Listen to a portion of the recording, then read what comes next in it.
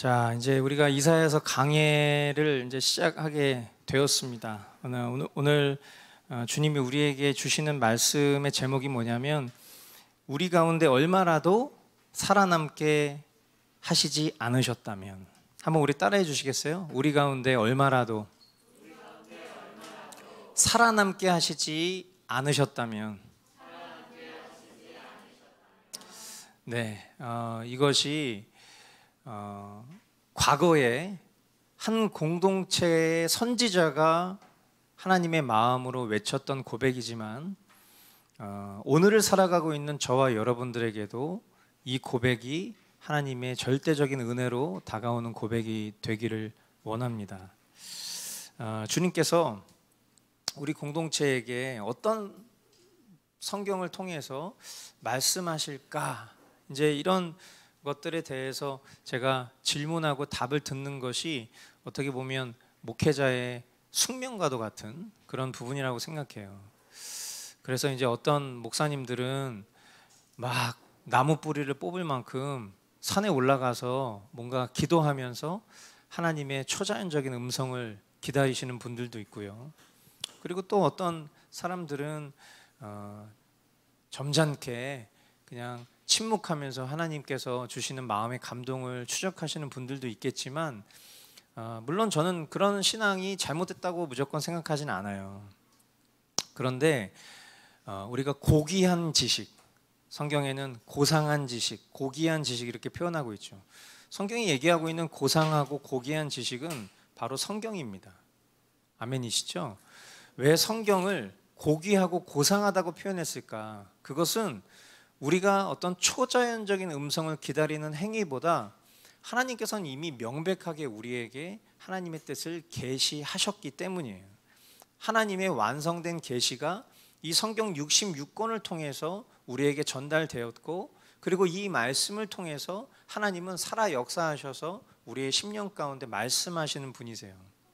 그렇다면 저에게 있어서 이 연약하고 허물 많은 제가 이 공동체의 지도자로 하나님이 저를 세우셨을 때에 그럼 결국 저의 이 연약한 입술을 통해서, 저의 이 부족한 학식을 통해서 여러분들에게 하나님의 말씀을 전해야 할 텐데, 제가 나무 뿌리를 뽑거나 아니면 점잖게 앉아서 초자연적인 음성이나 감동을 기다리고 있는 것보다는 명백하게 지금 현재 살아가고 있는 우리의 신앙 속에서 주님이 우리에게 말씀하시는 것에 반응하는 것이 더 초자연적인 것보다 뛰어넘는, 저는 기적이라고 생각해요. 그랬을 때 제가 창세기 강해를 끝나고 나서 사실 주님 앞에 묻지도 못하고 그렇게 망설이고 있었는데, 얼마 전부터 이제 만나게 된 이 이사야서를 보고 있는 동안 주님이 제 마음 가운데 이 이사야서를 보는데, 정말 이사야서의 별명이 구약의 복음서거든요. 그런데 이 담겨져 있는 이 메시아 언약과 그리스도의 그 실체들이 이 속에 막 듬뿍듬뿍 담겨져 있는 것을 보면서 주님이 이 이사야서 강해를 하기를 원하시는 그런 마음을 제게 주셨어요. 조금씩 묵상을 하면서 확신이 들기 시작했어요. 이건 정말 주님이 인도하시는 걸음이다 라는 그런 생각 말이죠. 그런데 이제 언제나 그렇듯이 딱 걸리는 게 뭐냐면, 저는 사실 저는 어떤 것도 저에게 있어서 전문적인 건 없어요. 그런데 그래도 나름 신약 성경에는 꽤 자신이 있다고 생각을 하고 있거든요. 그런데 이제 구약 성경을 만날 때마다 제 자신이 굉장히 움츠러들고 작아지는 걸 막 느껴요. 그런데 그런 어떤 저의 연약함과 부족함이 이 이사야서를 막 회피하고 싶은 그런 마음이 막 들었어요. 그런데 또 다른 한편으로는 주님이 하신다, 우리가 그렇게 입술로 많이 고백하는 정말 주님이 하신다라는 그런 강한 담대한 마음이 또 주님께서 주시는 거예요. 그러다 보니까 나는 할 수 없다, 늘 이야기했었던 그런 구약의 믿음의 선진들을 보면서 그러나 주님이 하신다라는 결론적인 고백을 알고 있는 저로서는 이 이사야서를 피할 이유가 전혀 없게 된 거죠. 그래서 이제 주님이 하신다라는 이 담대한 마음을 선포하면서 어떻게 보면 꽤 긴 여정이 될 수 있을 것 같은 이 이사야서 강해를 이제 오늘부터 시작하게 되었습니다. 할렐루야. 예, 주님 기대하시죠? 예, 주님이 우리 공동체에게 어떻게 말씀하실지 우리가 정말 큰 기대를 갖고 주님 말씀 앞에 나아갈 수 있게 되기를 바랍니다. 오늘은 이제 이사야서 1장 1절부터 9절까지 말씀을 우리가 함께 살펴볼 텐데요. 먼저 이제 이사야서를 기록한 것이 누구냐? 바로 이사야입니다. 예, 1절 말씀을 우리 같이 한 목소리로 읽어보도록 하겠습니다. 1절 말씀 시작. 이것은 아모스의 아들 이사야가 유다 왕 우시야와 요담과 하하스와 히스기야 시대에 유다와 예루살렘에 대하여 본 이상이다. 아멘. 자, 저자를 명백하게 밝히고 있는 성경이 그렇게 많지는 않아요. 그런데 이 이사야서 1장 1절이 이 이사야서의 저자가 누구인지를 명확하게 밝혀주고 있습니다. 이것은 아모스의 아들 이사야가 유다와 예루살렘에 대하여 본 이상이다 라고 하면서 정확하게 이야기를 하고 있어요. 그런데 18세기에 들어서 독일의 이 성경 비평학자들, 그러니까 우리가 굉장히 약한 것들이 어떤 거냐면, 예를 들어서 자유주의 신학자들 이렇게 얘기하면 우리 인식에 어떤 게 있냐면, 저 사람들도 신학자인데 저 사람들은 자유주의적 관점으로 신학을 연구하는 사람이구나, 우리 이렇게 생각하잖아요. 그죠? 근데 자유주의 신학자들은 엄밀히 말하면 신학자들이 아니에요. 그냥 자유주의자들인 거죠. 제가 뭔가 18세기에 그럼 뭔가 우리는 벌써 딱 인식이 18세기 뭔가 이제 우리랑 다른 시대에 다른 무언가가 존재할 것 같은 18세기에 독일의 합리적 성경 비평학자들에 의하면, 이렇게 말하면 뭔가 다른 견해를 가지고 있는 사람들이 있구나, 우리가 이렇게 생각하기 쉬워요. 그런데 여러분, 항상 이런 함정에 빠지시면 안 되는 게 뭐냐면, 누가 이런 말을 했는지에 대한 구분을 제가 굳이 여러분들에게 설명하는 이유는 이것이 결코 합당하지 않기 때문이에요. 합당하지 않은 길로 들어선 사람들이 어떤 행위들을 했었는지에 대한 설명을 여러분들에게 해드려서 우리는 그와 같은 생각을 하면 안 된다라는 것을 여러분들에게 설명하기 위해서 말씀드린 거지, 뭔가 18세기의 독일의 성경 비평학자들이 이렇게 얘기하면 뭔가 고지식하고 고상한 그들의 어떤 사고와 철학이 존재하는구나, 우리가 이렇게 기대하는 마음들을 저버려야 될 거예요. 이 성경 비평학자들, 성경을 비평한다. 우리가 비평이라는 것은 사실 나쁜 표현은 아니죠. 비판은 나쁜 거지만 비평은 뭔가 이것을 잘 이성적이고 합리적으로 분석해서 평가하는 걸 비평이라고 하잖아요. 근데 성경을 우리가 비평할 수 있습니까? 하나님의 말씀을 우리가 분석하고 하나님의 말씀을 평가할 수 있는 그런 성경보다 훨씬 더 고지식한 지식이 우리 안에 존재하고 있나요? 그렇지가 않아요. 그러니까 이 모든 물결들이 자유주의 신학의 흐름에서 튀어나온, 어떻게 보면 자유주의 신학의 베이스가 되는 그런 아주 무서운 그런 철학과도 같은 사고를 기반으로 해서 성경을 분석해 봤다는 거예요, 이 사람들이. 근데 이 사람들이 분석을 해보니까 이 이사야서가 크게 보면 1장부터 39장까지는 이사야가 쓴 것 같은데 40장 이하부터는 이건 이사야가 쓴 것 같지 않아 라는 그들의 어떤 추론이 있었던 거죠. 물론 나름의 근거들이 존재하긴 해요. 그런데 그 근거들이 굉장히 비약적이고, 그리고 제가 조금 이따가도 설명을 해드리겠지만 별로 신뢰할 만한 그런 근거들이 아님에도 불구하고 성경이 명백하게 이 이사야서가 이사야가 유다와 이 예루살렘에 대해서 본 이상이다라고 1절에 명백하게 기록이 되어 있음에도 불구하고 이거는 이사야가 쓴 게 아니야, 이사야랑 또 다른 사람들이 쓴 것 같아 라는 결론을 내리죠. 그래서 이사야 40장 이하를 제2 이사야서 이렇게 부르면서 이사야를 이사야 저작으로만 보지 않아요. 누가? 이런 성경 비평학자들이. 그러나 이것은 성경 전반이 가르치고 있는 바는 분명하게 다릅니다. 이들이 이제 이사야서의 전반부와 후반부의 차이를 어떤 것으로 이렇게 생각을 했냐면 문체나 용어가 조금 다른 것 같다 이렇게 얘기를 하는 거예요. 문체나 용어가 좀 다른 것들이 등장하기 시작했다 이런 얘기를 하는 거죠. 그런데 이 이사야서는 이런 별명이 있어요. 뭐냐면 우리가 문학하면 문학의 천재 했을 때 딱 떠오르는 인물이 누구죠? 셰익스피어. 그죠? 우리가 셰익스피어를 문학의 천재다 이렇게 표현한단 말이에요.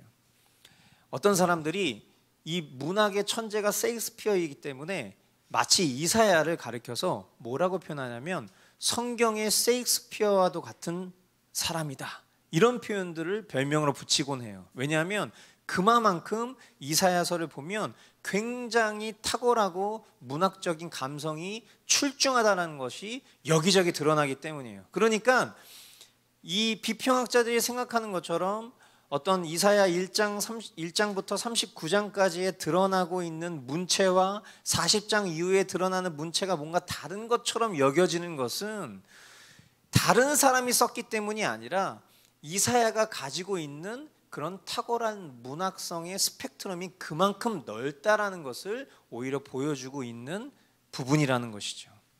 이해가 되십니까? 그러니까 뭐 예를 들면 저 같은 경우도 제가 뭐 머스트라이프를 할 때는 저는 굉장히 그냥 사실적으로 그리고 제 감정의 상태를 그냥 있는 그대로 어린아이처럼 기록하는 스타일이에요.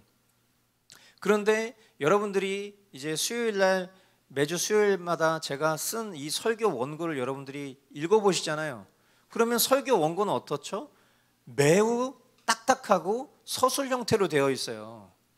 그런데 제가 쓴 찬양의 가사들을 보면 또 이것은 매우 시적이고 감성적인 표현들로 채워져 있어요. 그러니까 이것은 유가나 목사가 가지고 있는 문학적인 스펙트럼의 형태인 거예요. 근데 누군가가 제 머스트라이프를 보고 그리고 누군가가 제 설교를 보고 누군가가 제 찬양을 들으면서 이거는 사실 유가나가 한 게 아니야. 저 다른 사람이 한 거를 저 사람이 이름 지금 자기 걸로 저렇게 해놓고 있는 거야. 표절인 것 같아. 뭔가 베끼고 있는 것 같아. 이런 생각을 한다면 누가 제일 억울해? 제가 제일 억울하죠. 그렇죠? 이사야가 얼마나 억울하겠어요. 본인이 썼는데 생판 한 번도 얼굴도 본 적도 없는 18세기의 어떤 독일의 비평학자 같은 사람들이 이거는 이사야가 쓴 게 아니야. 왜인지 내가 설명해 볼게 하면서 막 얘기하면 이게 얼마나 이사야 입장에서 억울한 일이겠어요. 그렇죠? 그러니까 참 뭐 이런 분들이 참 시간이 많으신 것 같아요. 굉장히 여유가 있으셔가지고 굳이 분석할 필요도 없는 것들에 대해서 분석을 해가지고 사람들을 되게 혼란스럽게 만들고 결국 그런 것들이 성경의 무호성을 훼손시키고 싶은 인간의 죄성 같은 것들이라는 걸 우리가 확인할 수 있는 거죠. 그래서 결정적으로 우리가 이제 이런 것들을 다 뛰어넘어서 이게 정말 이사야가 쓴 글이 맞느냐, 뭐 굳이 이런 것들을 논쟁하고 싶지 않지만 아주 결정적으로 신약 성경을 보면 신약 성경은 이사야서를 인용할 때마다 뭐라고 얘기하고 있냐면 이사야의 글 이렇게 표현하고 있어요. 1장부터 39장까지를 이사야의 글로 보고 40장부터 이후의 내용들을 이사야의 글로 보지 않는 그런 인용이 아니라 부분을 발췌할 때마다 이 1장부터 이사야 끝장까지의 그 모든 내용들을 인용할 때마다 모든 것을 다 동일하게 이사야의 글 이렇게 신약성경은 표현하고 있다는 것이죠. 그러므로 이 이사야서는 명백하게 이사야를 통해서 말씀하신 성경이다라는 것을 우리가 의심할 필요가 없는 것이고요. 사실 제가 이런 부분에 대해서 여러분들한테 이렇게 설명을 드리고 있는 동안에도 여러분들은 어쩌면 그게 그렇게 중요한가? 이런 생각을 하실 수 있어요. 왜냐하면 저는 성경 개관을 듣거나 할 때 이런 내용을 하는 것을 그렇게 즐겨하는 편은 아니에요. 왜냐하면 실제 독자들 편에서는 이 이사야서를 읽지만 이사야라는 인물에 대해서 별로 관심을 갖지 않게 돼요. 왜냐하면 이건 그냥 하나님이 이사야라는 인물을 통해서 말씀하신 내용이기 때문이에요. 그러니까 이 말씀을 하신 그 원저자, 원스피커, 하나님에 대한 관심이 있기 때문에 사실 뭐 이사야가 했느니 뭐 다른 저자가 있느니 그거는 어떻게 보면 우리에게 그렇게 중요한 게 아니에요. 그렇다면 우리에게 진짜 중요한 건 뭐겠어요? 결국 이사야를 통해서 이 이사야서를 당대를 살아가고 있는 백성에게 말씀하신 목적이 있겠죠. 그리고 그 이사야서를 오늘을 살아가고 있는 저와 여러분들이 읽고 듣고 보면서 그 속에서 하나님이 우리에게 깨닫게 하시는 목적이 있다라는 것, 그것이 정말 중요한 거 아니겠어요? 자, 근데 이사야서의 기록 목적 또한 이 이사야서에 담겨져 있어요. 이사야서를 하나님께서 왜 기록을 하셨는가, 그 기록 목적이 성경에 담겨져 있는데 이사야의 이름이 그 힌트가 됩니다. 이사야의 이름. 자, 이사야의 이름이 히브리어로 자막에도 나오고 있지만 예샤야후예요. 히브리어로 읽으면 예샤야후. 자, 근데 이 예샤야후라는 이 이사야라는 이 이름이 가지고 있는 뜻이 뭐냐? 함께 읽어보겠습니다. 시작. 여호와는 구원이시다. 다시 한번 시작. 여호와는 구원이시다. 아멘. 예, 이사야의 이름의 뜻 자체가, 하나님이 이사야를 필자로 삼으셨는데 이 이사야가 가지고 있는 이름의 뜻이 뭐냐? 여호와는 구원이시다라는 뜻을 갖고 있는 인물을 사용하셔서 하나님이 이사야서를 말씀하신 게 힌트라는 거예요. 즉 구원은 오직 하나님의 은혜로 말미암는다라는 사실을 유다 백성에게 가르치시고자 하는 목적으로 이 이사야서가 기록이 되었다는 거예요. 아멘이십니까? 그러니까 아까도 제가 얘기했죠. 당대를 살아가는 백성에게 구원, 참된 구원이 누구시냐? 오직 하나님이시다 라는 것을 그들에게 가르치시기 위해서 이사야서를 주셨던 것처럼 오늘 이 이사야서를 듣고 보고 읽고 있는 우리에게도 동일한 목적으로 이 이사야서를 선택하셨다라고 볼 수 있겠다는 거예요. 우리의 구원은 오직 주님 한 분이시다. 우리의 소망은 오직 주님 한 분뿐이시다.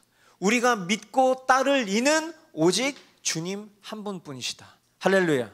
이 사실이 우리 머스트 커뮤니티 교회의 새로운 강해로 이사야서를 결정하게 하신 하나님의 목적이시다라는 것입니다.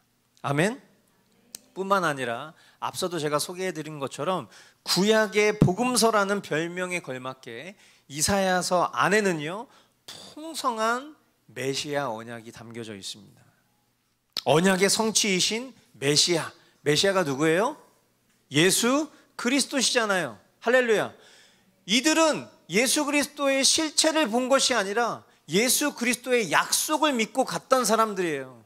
그러나 저와 여러분들은 이 메시아이신 예수 그리스도를 알고 있습니다. 아멘이시죠? 예. 우리는 이사야서 본문을 통해서 이 예수 그리스도를 발견하는 신비한 즐거움을 맛보게 될 거예요. 이사야서를 보면서 이게 예수님이 아니야 혹시? 예수님 맞아요. 이런 순간들, 이거 예수님 같은데? 예수님 맞아요. 이런 순간들을 우리가 발견하게 될 것이고요. 그리고 하나님이 한번 약속을 딱 하시면 하나님께서 그 약속을 어떻게 신실하게 성취해 가시는가, 우리가 그런 것들 또한 우리가 이 이사야서 강해를 하는 동안 경험할 수 있을 것입니다. 하나님 안에서 우리가 구원의 소망을 찾지 않고 우리는 항상 말로는 하나님 나를 구원하시는 걸 저는 믿어요. 말은 그렇게 하죠. 그러나 실상 살아가는 동안 우리의 삶이 정말 신뢰하는 것이 뭔가를 보면 우리는 대부분 이 세상의 어떠함에 소망과 이유를 두고 살아갈 때가 너무나도 많은 패역한 자들이에요. 입술로는 그렇게 말하고 실제로는 그러지 않는 사람들 우리가 보면 어떤 마음이 들어요? 상종하지 말아야겠다 저 인간. 우리 이런 생각 들잖아요. 그죠? 말은 맨날 뻔질을 해. 근데 실상 살아가는 거 보면 말이랑은 정반대로 살아가는 인간들을 보면 우리는 저 사람이랑은 상종하지 말아야겠다, 조용히 손절해야겠다, 우리 이런 생각하잖아요. 하나님이 우리를 손절하셨으면 벌써 손절했어요. 하나님이 우리를 죽이셨으면 벌써 죽였어요. 얼마나 우리가 하나님을 기만하고 삽니까? 입술로는 하나님, 주님이 우리의 구원이십니다 막 말은 막 이렇게 하는데 실제로 살아가는 거 보면 전혀 다른 거에 다 신뢰를 두고 의지를 하고 하나님 쳐다도 안 봐. 그러다가 또 주일날만 주님 앞에 나와서 주님은 나의 구원이십니다 이러고 또 돌아가가지고 또 딴짓해. 손절각이에요, 손절각. 소위 요즘 말하는 대로라면. 근데 주님이 다시 한번 이 이사야서를 우리에게 들려주시는 것을 통해서 우리가 정말 우리가 소망을 두어야 될 것이 무엇이냐. 말로는 그렇게 잘하지만 실상 우리가 정말 우리의 모든 것을 걸어야 될 분이 누구이시냐라는 것을 이 이사야서 강해를 통해서 우리에게 가르쳐 주실 것이라는 거예요. 아멘이시죠? 예, 그런 주님을 기대합니다. 할렐루야. 2절부터 3절까지 말씀 우리 같이 한 목소리로 읽어보도록 하겠습니다. 시작. 하늘아 들어라, 땅아 귀를 기울여라. 주님께서 말씀하신다. 내가 자식이라고 기르고 키웠는데 그들이 나를 거역하였다. 저도 제 인자를 알고 나에게도 주인이 저를 어떻게 먹여 키우는지 알건만은 이스라엘은 알지 못하고 나의 백성은 깨닫지 못하는구나. 아멘. 자, 제가 이 말씀을 준비하면서 너무 이 지금 성경 말씀을 보고 있노라니 어떤 파노라마 같이 어떤 대자연이 이렇게 펼쳐지는 것들이 이게 보였어요. 근데 이 대자연이 그냥 대자연이 아니라 대자연의 법정이에요. 무슨 말인지 아시겠습니까? 하나님 앞에 서 있는 모든 피조물은요, 하나님이 말씀하시면, 하나님이 판결하시면, 하나님이 결론 내시면 그대로 살아갈 수밖에 없는 존재라는 거예요. 근데 지금 이 말씀을 보니까 마치 대자연의 법정이 펼쳐진 것 같아요. 대법관이 누구예요? 하나님이세요. 대법관이신 하나님 앞에 피고 이스라엘이 서 있습니다. 그리고 하늘과 땅이 증인으로 채택이 돼서 그 주님의 위엄 앞에 잠잠하고 있어요. 하나님께서 선고하세요. 이스라엘의 죄악됨이 무엇인고? 그것은 바로 하나님을 거역하고 배반한 죄목이에요. 하나님이 이스라엘 향해서 선고하신 그들의 죄목, 그것은 바로 하나님을 거역하고 배반하는 것이에요. 이스라엘은요, 다른 나라들과는 달라요. 뭐가 다르냐면 이스라엘은 출애굽이라는 역사적 사건을 통해서 하나님의 강권적이고 완벽한 인도하심을 경험한 민족입니다. 그렇죠? 이 세상 그 어떤 민족도 하나님 주도적인 역사를 직접적으로 보고 듣고 경험하고 체험하고 산 민족이 없어요. 그런데 이스라엘만큼은 하나님이 압도적으로 그들을 이끌어 주셨던 경험을 가지고 살아가는 민족이에요.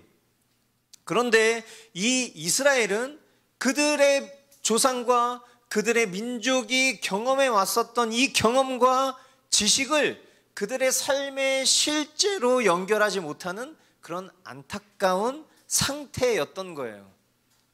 이런 이스라엘을 바라보시는 하나님의 애통한 마음, 아니 어떻게 그렇게 그런 경험을 하고 살았는데도 불구하고 나를 거역하고 나를 배반해 라는 이 애통한 마음을 주님이 이어지는 말씀을 통해서 말씀하십니다. 4절로 6절. 슬프다, 죄 지은 민족, 허물이 많은 백성, 흉악한 종자, 타락한 자식들, 너희가 주님을 버렸구나. 이스라엘의 거룩하신 분을 업신여겨서 등을 돌리고 말았구나. 어찌하여 너희는 더 맞은 일만 하느냐? 어찌하여 여전히 배반을 일삼느냐? 머리는 온통 상처투성이고 속은 온통 골병이 들었으며 발바닥에서 정수리까지 성한 데가 없이 상처난 곳과 매맞은 곳과 또 새로 맞아 생긴 상처뿐인데도 그것을 짜내지도 못하고 싸매지도 못하고 상처가 가라앉게 기름을 바르지도 못하였구나. 우리가 살면서 아주 분통 터지게 생각하는 것들이 있잖아요. 막 밤 잠을 이루지 못할 만큼 우리가 정말 힘들어하는 것 중에 하나가 뭐냐면, 내가 누군가에게 호의를 베풀었어요. 누군가를 돌봐줬어요. 그런데 그 누군가가 나의 호의와 돌봄을 잊고 배반한다면 우리 밤잠 못 이루죠. 그죠? 너무 억울해서 어떤 사생결단을 내지 않고서는 이 상황을 돌파할 수 없을 것 같은 그런 막 애끓는 마음이 우리 가운데 있잖아요. 제가 얼마 전에 이런 경험을 했어요. 아니, 어떻게 그럴 수 있지? 아니, 어떻게 그런 말을 할 수 있지? 어떻게 해도 정말 너무하는 거 아니야? 이런 마음이 제 마음에 들었었던 어떤 사건이 있었어요. 그런데 주님이 제 꼬라지를 보게 하셨어요. 저는 하나님이 아니잖아요. 저도 지난 세월 누군가의 호의와 돌봄을 잊고 또는 잊은 척하고 배반하는 자 아니었겠습니까? 그러니 이내 주님께서는 그런 누군가를 향한 그 나의 아주 날카롭고 따가운 그 비난의 화살을 잠재우시고 주님 앞에 그 상한 마음을 토로하고 무릎을 꿇게 하셨어요. 그리고 제 안에서 이유를 찾기 시작하는 거예요. 그런데 중요한 것은 하나님은 하나님이세요. 인간은 누군가를 향해서 정죄와 통탄의 화살을 내뱉을 수 없는 불완전한 존재이지만요, 하나님은 하나님이세요. 하나님은 완전하신 분이에요. 하나님의 사랑과 자비와 은혜는 한이 없으세요. 이런 하나님의 은혜를 저버리는 존재는 이 세상에 오직 인간밖에 없어요. 모든 만물이 하나님의 창조하신 그 섭리에 따라 오직 하나님께만 영광 돌리는 목적으로 존재하고 있는데, 오직 하나님의 형상으로 지어진 사람만큼만 늘 각별한 택함과 돌봄을 받음에도 불구하고 그들이 할 줄 아는 것이라고는 오직 하나님을 배반하는 일밖에 없다는 거예요. 하나님이 인격적인 묘사를 하셨어요. 머리가 온통 상처투성이고 속은 골병이 들었다. 전 처음에 이 말씀을 묵상했을 때 하나님이 그런 상태라고 잘못 본 거예요, 말씀을. 근데 그게 아니라 지금 이 묘사적 상태가 누구를 말하고 있냐면 이스라엘을 말하고 있는 거예요. 여러분, 제가 한 달 전인가 우리 집 그 창문에 청소하다가 팍 찧었는데 제가 머리가 찢어졌어요. 머리가 찢어졌어. 막 우리 가족들이 막 놀란 거, 엄청 놀란 거예요. 왜냐면 머리가 찢어져가지고 이렇게 머리가 벌어졌거든.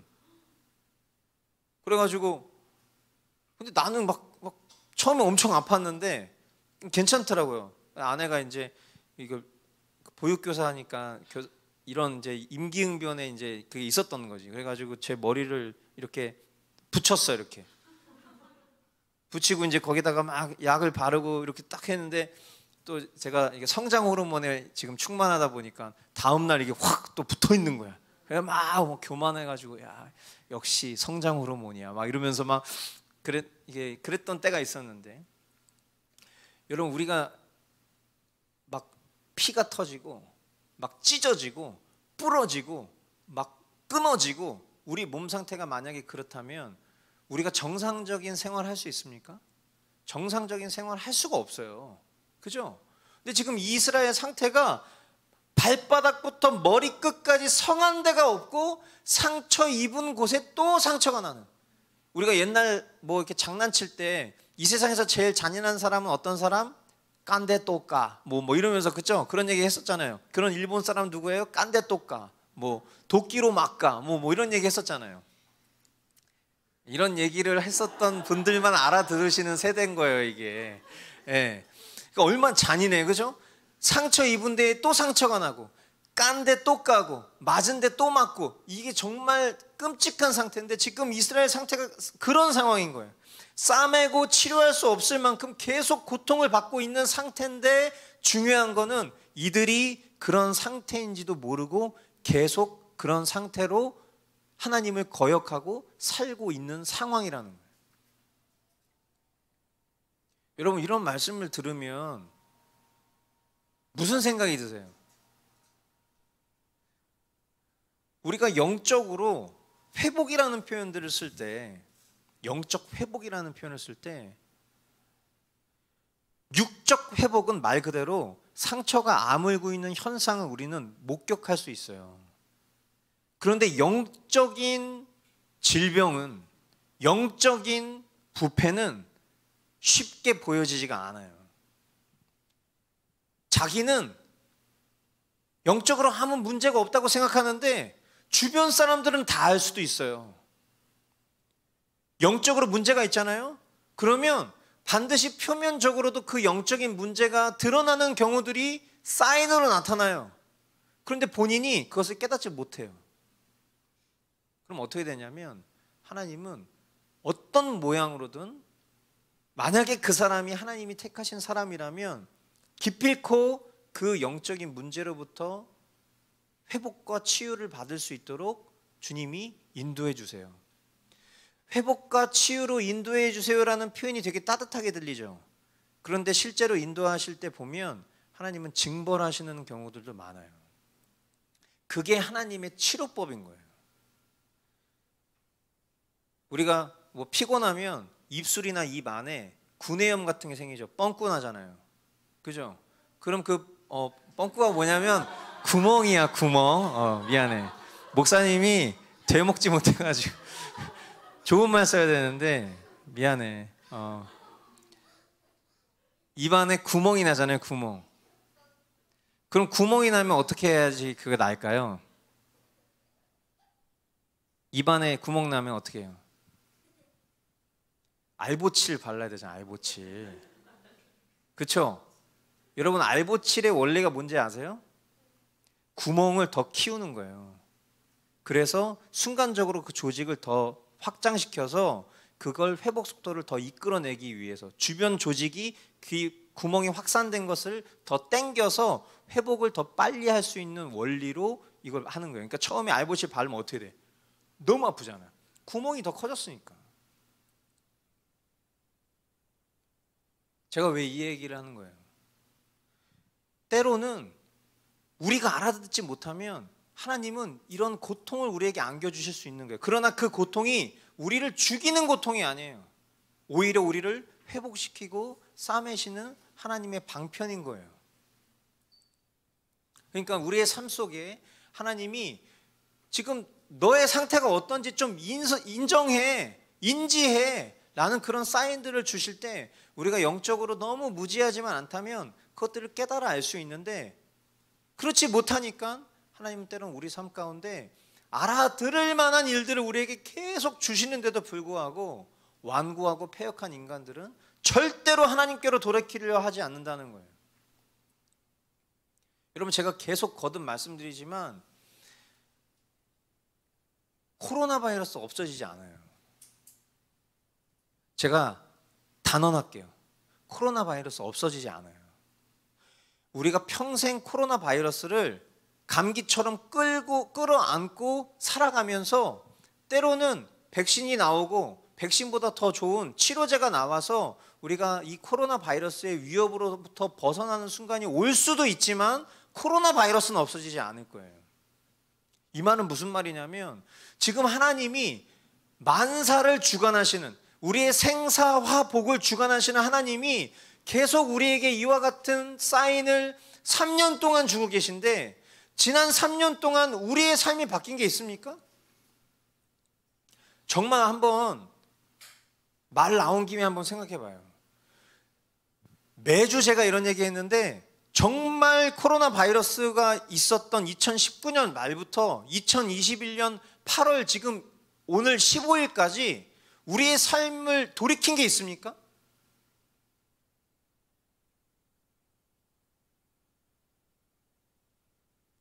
여러분, 만약에 지금도 우리가 돌이키지 않는다면, 저는 무슨 초자연적인 음성을 하나님께 들어서 이런 얘기하는 거 아니에요. 성경에 나오고 있는 역사적 근거를 통해서 말씀드리고 싶은 거예요. 뭐냐면, 만약에 정말 우리가 구원받은 백성이잖아요. 근데 우리가 이렇게 3년 동안 코로나 바이러스가 있는 이 와중에도 더 흥청망청, 더 이생의 자랑, 더 육체의 정욕, 더 안목의 정욕이 더 급증했다라고 만약에 판단되신다면, 여러분, 앞으로 여러분의 삶은 더 고통스러울 거예요. 만약에 정말 우리가 하나님 사람이라면.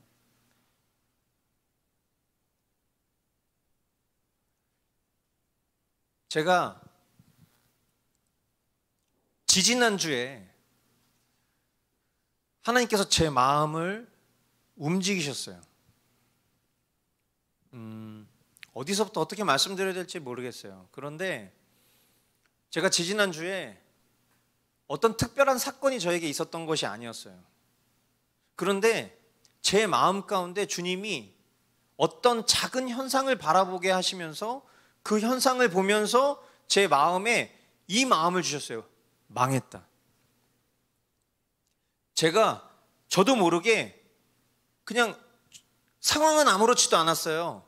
근데 제가 어떤 현상을 딱 바라보자마자 제 마음속에 망했다, 이 생각이 밀려 들어오는 순간, 그때부터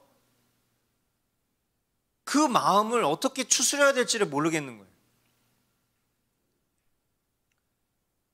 아내랑 아이들이 자고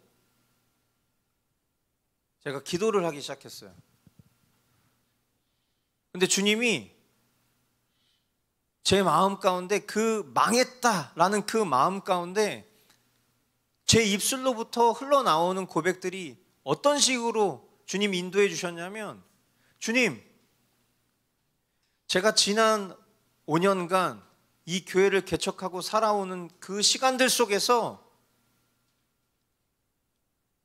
제게는 열매가 없습니다. 제게는 성장이 없습니다. 주님, 망했습니다.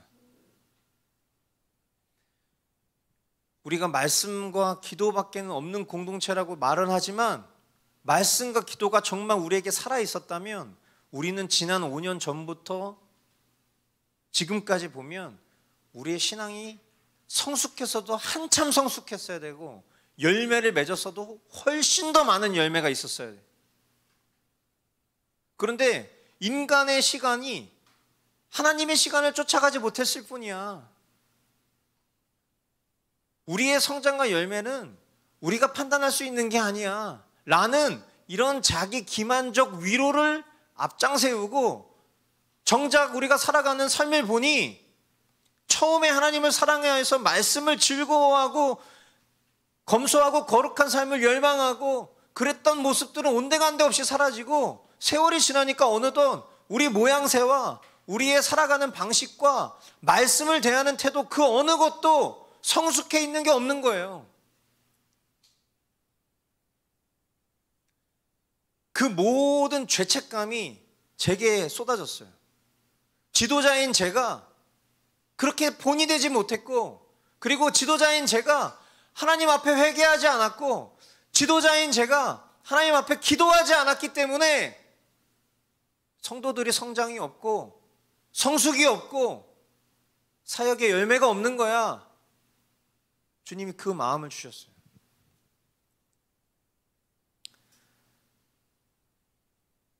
그래서 제가 기도를 하면서 주님께 그렇게 아뢰었어요. 주님, 인정합니다. 제가 너무 부끄럽지만 기도하지 않는 목사였고, 너무 부끄럽지만 하나님 앞에 주님보다 앞서 나아가는 그런 내 자신을 신뢰하는 그런 존재였음을 인정합니다. 사역과 삶을 말하지만 나의 삶, 나의 사역이었지 주님의 삶이었고 주님의 사역이 아니었음을 인정합니다, 주님. 그래서 이제부터는 주님, 정말 주님께로 돌이켜서 제가 무릎을 꿇겠습니다. 그리고 정말 주님이 그냥 하시는 그 걸음을 뒤따라가면서 주님이 행하시는 일들을 구경하겠습니다. 목격하겠습니다. 주님, 이제 열매를 보게 해주십시오. 주님, 성숙을 보게 해주십시오. 그렇게 주님 앞에 무릎을 꿇은 지 2주 됐습니다. 여러분, 너무 죄송해요. 제가 너무 부끄럽습니다. 여러분들을 자극하고 동요하게 만드는 얘기가 아니에요. 이것은 어떻게 보면 제가 여러분들 앞에 저의 실체와 죄를 고백하고 있는 거예요. 주님이 제 삶 가운데 알아들을 만큼 여러 사건과 상황들로 말씀하셨는데 제가 주님 앞에 그럴싸한 흉내는 냈지만 정작 정말 주님께 돌이키지 않았기 때문에 어쩌면 우리 공동체에 끊임없는 회개의 메시지가 계속 왔을 때 제가 여러분들에게 그렇게 설교한 적이 있어요. 하나님이 왜 우리에게 회개의 말씀을 주실까? 그 이유는 다른 것이 아니라 우리가 회개하지 않기 때문에 주님이 우리에게 회개의 메시지를 주시는 겁니다. 그런데 우리가 회개하지 않았기 때문에 그 메시지를 계속 주셨던 게 아니라 제가 회개하지 않았기 때문에 그 메시지가 있었다고 생각해요. 이 이야기를 들으시는 여러분들이 판단하세요. 여러분들 스스로도 하나님 앞에 돌이키시지 않았다면 우리에게 주신 말씀이겠지만 적어도 저는 제 잘못이라고 생각해요.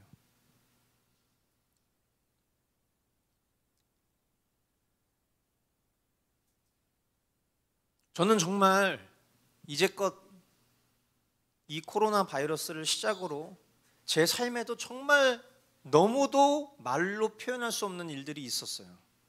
그런데 그 시간 속에서도 제 상태가 정말 상처 입은데 또 상처가 입고 찢기고 뜯어지고 부러지고 말로 형용할 수 없는 상처를 입고 있는 그런 영적인 상태인지도 모르고 계속해서 주님의 그 청을 거절하고 그냥 아까 처음에 얘기했던 입술로만 막 얘기하고 실상은 전혀 주님께로 돌이키지 않는 그런 삶을 살고 있었음을 주님이 주님 주도적으로 아무도 어떤 일 때문에 무슨 계기로 주님이 이런 마음을 주셨는지 이해하지 못할 만한 사소한 일로 주님이 제 마음에 이 사망 선고를 선포하셨을 때 저는 너무 감사했어요. 결과적으로 지금 너무 감사해요. 주님이 이대로 가면 저도 망하고 우리 공동체도 망하겠다라는 생각이 들었거든요. 여러분, 제가 뭘 보고 사역을 하겠습니까? 전 여러분을 보고 사역해요. 여러분을 보고 사역한다는 건 다른 말이 아니에요. 내가 여러분들을 신뢰한다는 게 아니라 저는 사역을 하는 사람이잖아요. 사역의 열매가 여러분이잖아요. 그럼 저는 여러분을 보는 거예요. 근데 여러분을 봤을 때 우리가 이렇게 오랫동안 같이 신앙생활을 했는데 왜 우리 신앙에 열매가 없습니까? 왜 우리 신앙에 성숙이 없냐고요. 왜 하나님 말씀을 이렇게 보기 싫어하는 거죠? 왜 하나님 말씀을 왜 자꾸 뒤로 밀어놓는 거죠? 억지로 그때 가서 보는 거죠? 핸드폰 보다가 말씀 왜 보는 거죠? TV 보면서 말씀을 어떻게 볼 수 있는 거죠? 말씀을 보는 게 왜 우리에게는 오랜 세월이 지나도 여전히 고역스러운 거죠? 우리가 정말 하나님의 말씀을 경외하고 봤다면 하나님이 살아 역사하셔서 우리의 심령 가운데 성령으로 우리가 충만하다면 더 이상 우리가 이렇게 살지 않지 않을까요? 더 이상 우리가 감정에 지배받으면서 살지 않지 않을까요? 더 이상 우리가 상황에 이끌려서 살지 않지 않을까요? 더 이상 우리가 돈의 노예로 살지 않지 않을까요? 그냥 사람들 눈치 보면서 그냥 좋은 신앙인으로 위장하고 그렇게 살지 않지 않을까요? 여러분, 다 이게 제 잘못이에요. 다 이게 제 잘못이에요. 인격적으로도 성숙이 없고 신앙의 삶에도 열매가 없고 우리 삶 속에 그 어떤 성장도 없는 이 모든 삶이 제가 주님께 돌이키지 않았기 때문에.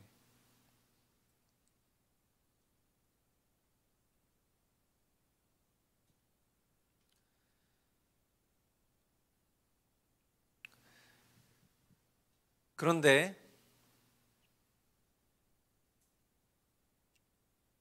여러분 7절부터 9절에 보시면 너희의 땅이 황폐해지고 너희의 성읍들이 송두리째 불이 탔으며 너희의 농토에서 난 것을 너희가 보는 앞에서 이방 사람들이 약탈해 갔다. 이방 사람들이 너희의 땅을 박살냈을 때처럼 황폐해지고 말았구나. 도성 시온이 외롭게 남아있는 것이 포도원의 초막과 같으며 참외밭의 원두막과 같고 포위된 성읍과 같구나. 만군의 주님께서 우리 가운데 얼마나도 살아남게 하시지 않으셨다면 우리는 마치 소돔처럼 되고 고모라처럼 될 뻔하였다.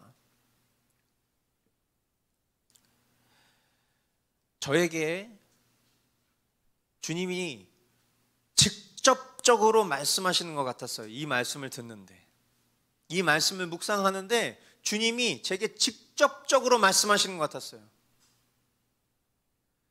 이사야서에 보면 남은 자, 남는 자, 남겨진 자 같은 말이죠.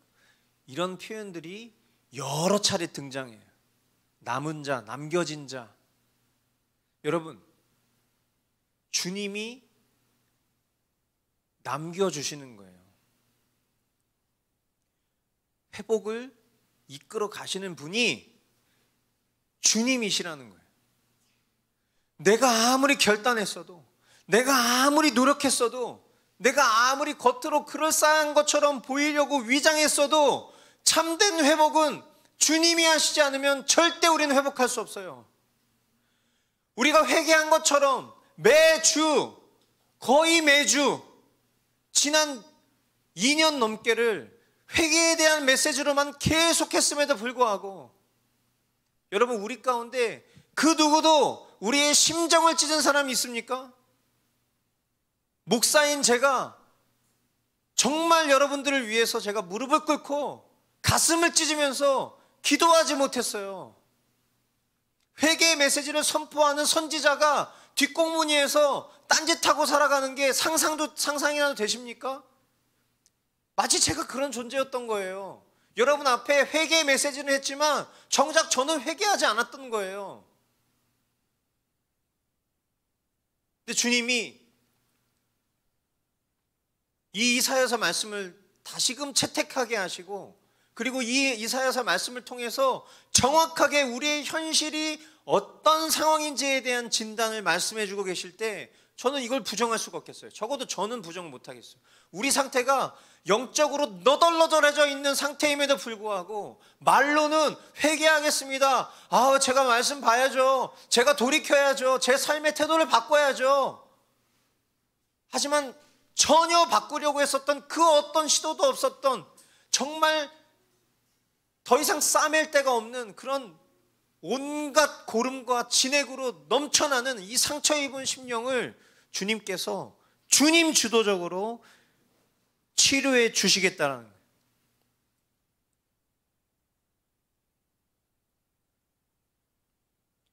주님이 하시지 않으면 소돔과 고모라처럼 될 수밖에 없는 그런 우리를 이 절망적인 코로나 시대 속에서 여전히 회개하지 않고 여전히 나의 즐거움을 추구하고 있는 그런 우리를 주님은 남은 자 삼으셔서 우리를 치유하시고 회복해 주시겠다라는 거예요. 사랑하는 성도 여러분, 우리는 하나님을 떠나 거역할 수 있는 존재라는 것을 인정하셔야 합니다. 여러분, 나는 그런 사람 아니야. 아니요. 우리는 언제든지 하나님을 떠나고 언제든지 하나님을 거역할 수 있는 존재라는 것을 인정해야 돼요. 이스라엘, 그들 안에 하나님이 선택하신 이유는 없었어요. 이스라엘이 하나님께 선택받을 만한 이유가 있던가요? 그들 주변에 수많은 강대국이라고 말했던, 우리가 얘기만 들어도 나쁜 놈들 막 그렇게 인식되고 있는 이집트라든지 아수르라든지 바벨이라든지 그런 강대국들이랑 이스라엘이랑 조금 더 다른 게 있나요? 오히려 더 기분 나쁜 일들만 하잖아요. 차라리 처음부터 다른 신을 섬기던가, 하나님 섬기겠다고 하면서 은근히 뒤에서 다른 신 섬기고 은근히 음란한 짓 하면서 다시 하나님 앞에 와가지고 알랑방귀 는 얼마나 얄미워요, 이스라엘이. 근데 뭘 얄미워요, 얄밉긴. 우리가 그렇게 살고 있잖아요, 지금. 우리가 하나님 앞에 그렇게 살고 있잖아요. 그들 안에는 선택의 이유가 없었어요. 근데 이스라엘은 오히려 자기 안에 그런 선택의 이유가 있는 것처럼 행세했죠. 그렇게 하나님의 은혜를 저버리고 하나님의 징계를 받으면서도 더욱 거역하며 배반했어요. 우리 삶 속에도 때론 하나님께서 이러한 이유로 징벌을 하실 때가 있어요. 징벌을 하셨는데도 못 알아들어요. 그러나 주님은 남은 자, 남는 자, 남아있는 자에게 하나님의 뜻을 깨닫게 하시고 주님께로 돌이키는 삶을 결단하게 하십니다. 여러분, 오늘 저는 이 설교가 우리에게 새로운 기회가 될 거라고 믿음으로 선포하지만 여전히 인간된 마음으로는 기대가 없어요. 왜냐하면 지난 2년여를 그렇게 했기 때문에. 그러나 여러분, 제가 정말 이 가슴을 찢을 수 있다면 이 가슴을 찢어서 여러분들에게 보여드리고 싶어요. 이 거룩한 주일 강단이 훼손되기를 원치 않아요. 그러나 이 절박한 마음이 그냥 비단 저 한 사람의 고백이 아니라 저와 여러분의 고백이 되기를 주님의 이름으로 축원드립니다. 그래서 정말 우리가 회개했으면 좋겠어요. 정말 회개했으면 좋겠어요. 정말 주님께로 돌이키고 정말 우리가 지금 무슨 생각으로 살아가고 있는지 정말 주님이 우리에게 깨닫게 하시는 그 걸음을 따라 살아갔으면 좋겠어요.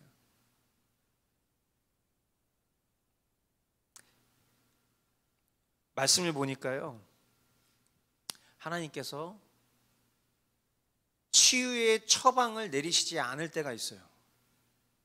이렇게 하면 돼 라고 말씀하시지 않는 경우들이 있더라고요. 하나님 침묵하시는 경우가 있어요. 너무 무서운 거죠. 깨달았는데 돌이켜야겠는데 돌이킬 방법을 하나님 가르쳐 주시지 않는 거예요. 너무 무서운 일이에요. 그런데 주님은 우리에게 이 이사야서를 통해서 주님의 치료의 처방을 내려주실 거예요. 아멘. 그럼 우리는 딱 하나만 결단하면 돼요. 예, 주님이 우리에게 말씀하시는 대로 순종하겠습니다. 주님이 우리에게 말씀하시는 대로 돌이키겠습니다. 아멘이십니까? 여러분, 오늘 어쩌면 우리 생애 마지막이 될 수도 있는 주님이 우리에게 말씀하신 이 기회를 놓치지 마시기 바라요. 주님의 그 명백한 회복이 저와 여러분들의 삶이 될 수 있기를 주님의 이름으로 축원드립니다.